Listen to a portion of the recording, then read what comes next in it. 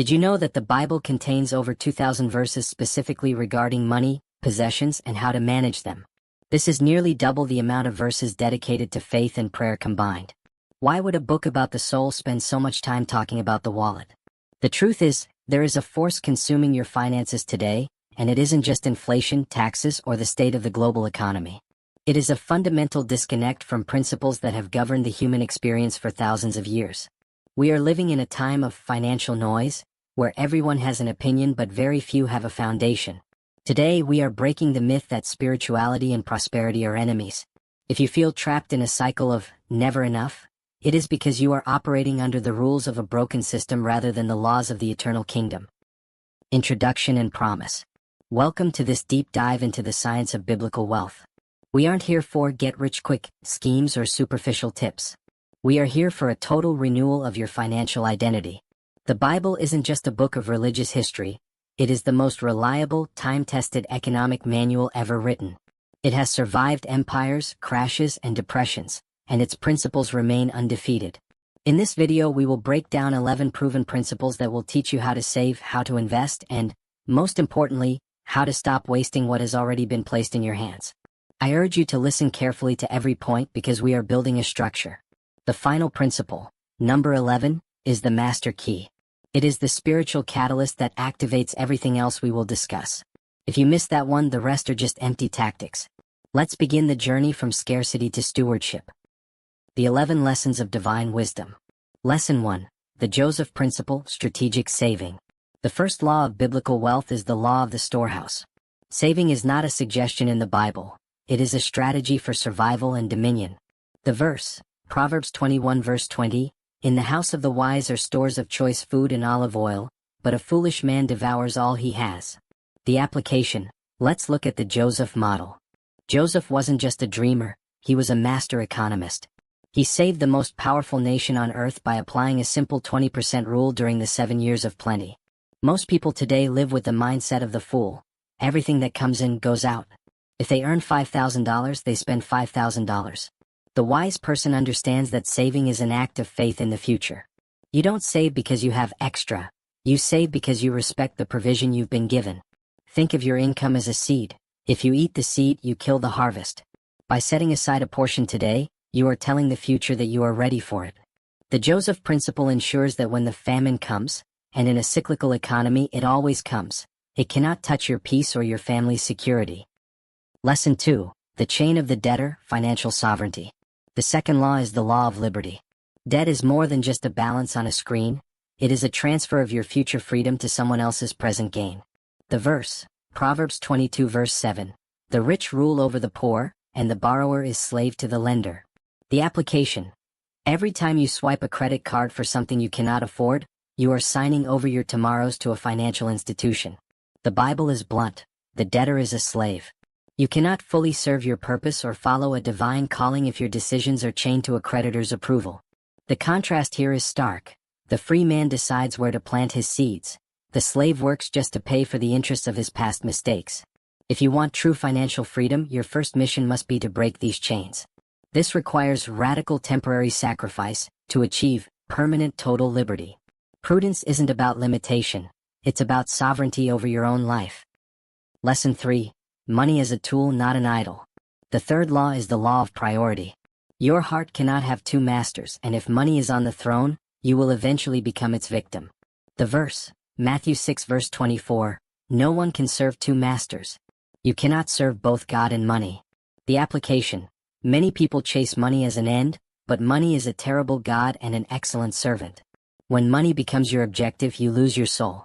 True biblical wealth isn't measured by what you have in the bank, but by how much of what you have actually owns you.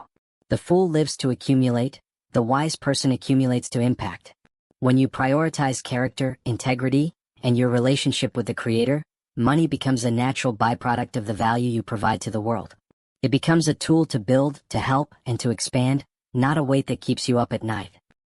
Lesson 4. The Anatomy of Diligence. The fourth law is the law of the harvest. There are no divine shortcuts to prosperity that bypass disciplined effort. The verse, Proverbs 6 verses 10 to 11, "A little sleep, a little slumber, and poverty will come on you like a thief and scarcity like an armed man." The application. The Bible does not bless passivity. There is a massive difference between waiting on God and sitting around waiting. Poverty is described as an invader that arrives while you are sleeping. Diligence is your fortress. Prosperity is not a matter of luck. It is a matter of seeds planted with sweat and consistency. God multiplies what you do, not what you wish you could do. Whether you are an employee, an entrepreneur, or a student, the quality of your work is your primary witness to the world. Excellence is the prerequisite for increase. Lesson 5. The Steward's Mindset. The fifth law is the law of management. You must move from the mindset of an owner to the mindset of a manager. The verse, Luke 16 verse 11. So if you have not been trustworthy in handling worldly wealth, who will trust you with true riches? The application, this is the most profound shift you can make. Nothing you have is actually yours. It is on loan from the Creator. When you realize this, the stress of losing everything vanishes. Your focus shifts from protecting my stuff to managing his stuff well. A good manager keeps records, creates a budget, and seeks the growth of the estate. If you cannot be faithful in organizing a small, disorganized budget, why would the universe trust you with more? Order is the language of blessing. If your finances are in chaos, you are essentially telling the Creator that you aren't ready for more. Lesson 6. Integrity in the process. The sixth law is the law of the foundation. Honest success is the only success that has the power to remain. The verse, Proverbs 10 verse 2, ill-gotten treasures have no lasting value, but righteousness delivers from death. The application, we live in a world obsessed with shortcuts. But a building is only as strong as its foundation. If you build your wealth on lies, cutting corners, or taking advantage of others, you are building on sand. Honesty isn't just a moral choice, it's a financial one. Your reputation is your most valuable asset. The wise person knows that wealth gained by vanity diminishes, but he who gathers by labor increases it. When you work with integrity, you invite a level of favor and protection that money simply cannot buy. Lesson 7. The Paradox of Generosity. The seventh law is the law of the flow. Giving is the highest and most effective form of receiving. The verse, Luke 6 verse 38, give and it will be given to you. A good measure, pressed down, shaken together and running over. The application, this seems like a contradiction. How can I have more if I give away what I have? But in the spiritual economy, generosity breaks the spirit of greed. Greed makes you feel like it's never enough, creating a scarcity loop. Generosity positions you as a channel. Think of a river versus a stagnant pond. A pond holds on to every drop and eventually becomes toxic. A river lets the water flow through it and remains fresh and full of life. What you hold back stagnates, what you let flow multiplies. Giving is not a loss, it is a seed. Lesson 8. Your anchor of security. The eighth law is the law of the source. You must learn to trust the provider more than the provision. The verse, Psalm 62 verse 10, though your riches increase, do not set your heart on them. The application, money can disappear. Markets crash, industries change, and currencies devalue. If your peace of mind is tied to your bank balance, you will live in a state of constant low-level anxiety. The wise person enjoys abundance but doesn't lean on it. Your security must come from your relationship with the source of all things. When God is your anchor, you can navigate a recession with the same peace you have during a boom. You know that the same God who provided yesterday is already in your tomorrow. Lesson 9. The social impact of wealth. The ninth law is the law of purpose. Your prosperity is not just for you, it is for the other. The verse, Proverbs 19 verse 17, whoever is kind to the poor lends to the Lord, and he will reward them for what they have done. The application, God does not bless you to be a reservoir, he blesses you to be a fountain. Sharing with those in need is not just charity, it is a divine investment. When you help the needy, you are essentially lending to the Lord. Think about that. The Creator of the universe becomes your debtor. He always pays back with interest, often in forms that money can't buy, like health, favor, and protection for your children. Wealth without a social purpose is just ego. Wealth with purpose is a legacy. Lesson 10. The treasure of wisdom.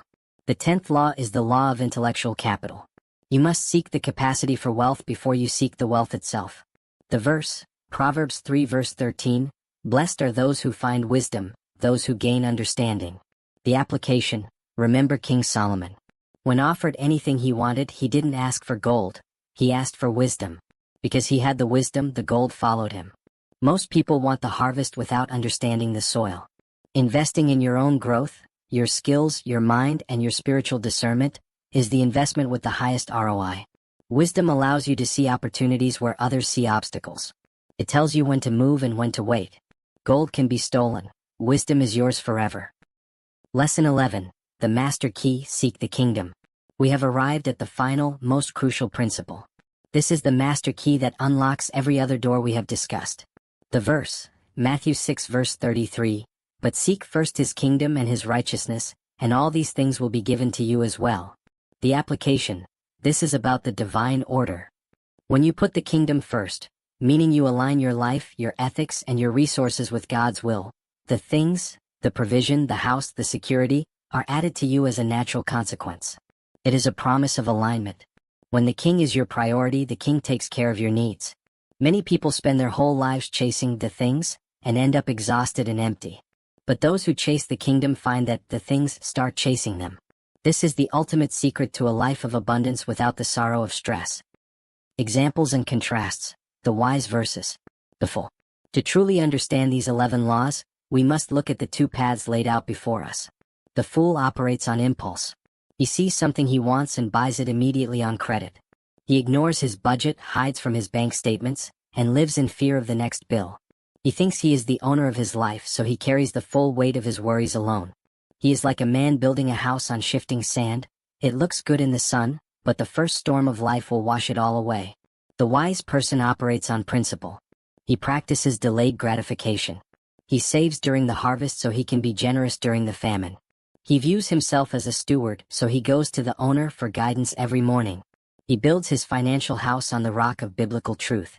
When the storms of inflation or job loss come, his house stands firm because its foundations are deep and eternal. Which one are you building today? Are you repairing the cracks in your wall with the cement of discipline, or are you ignoring them until the roof falls in? True prosperity begins in your mind and your spirit long before it shows up in your bank account. Today you have been given the blueprint. You are no longer an accidental participant in the economy. You are a conscious administrator of divine resources. I want to challenge you to activate this today. Don't just listen, act. We are going to make a collective declaration of intent. I want you to go to the comments right now and write, "I declare that my financial mindset is renewed today, and I will manage my resources with divine wisdom." By writing this, you are marking a before and an after in your life. You are committing to a higher standard. If this message has moved you, subscribe to this community and join us as we continue to explore how to live a life of depth and abundance. Remember, the world says get all you can, but the word says give all you are. May your hands be blessed, your storehouses be full, and your heart be at peace. We will see you in the next video.